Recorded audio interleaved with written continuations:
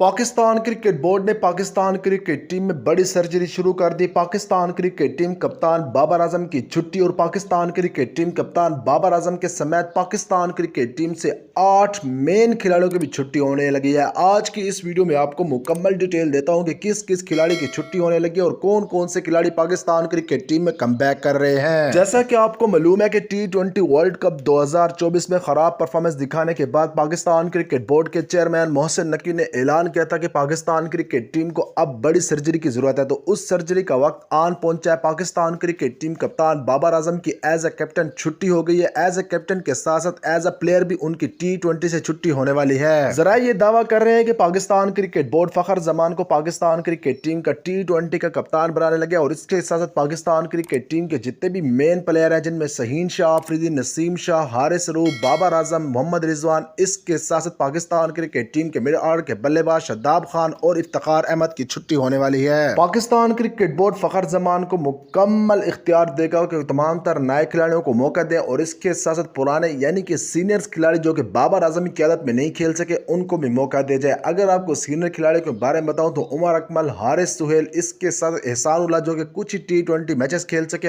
इन तमाम तर खिलाड़ियों के साथ साथ नए नौजवान टैलेंट को भी मौका दिया जाएगा। जराये के मुताबिक शर्जील खान, मोहम्मद हारिस और इसके साथ साथ जमान खान, अरशद इकबाल जैसे खिलाड़ियों को भी मौका दिया जा सकता है। अब मेरा आप सबसे एक छोटा सवाल है कि क्या फखर जमान को T20 की क़यादत लेनी चाहिए या फिर नहीं लेनी चाहिए। अगर आपको लगता है कि लेनी चाहिए तो आपने कमेंट बार में लिखना है यस, अगर आपको लगता है कि नहीं लेनी चाहिए तो आपने कमेंट बार में लिखना है नो।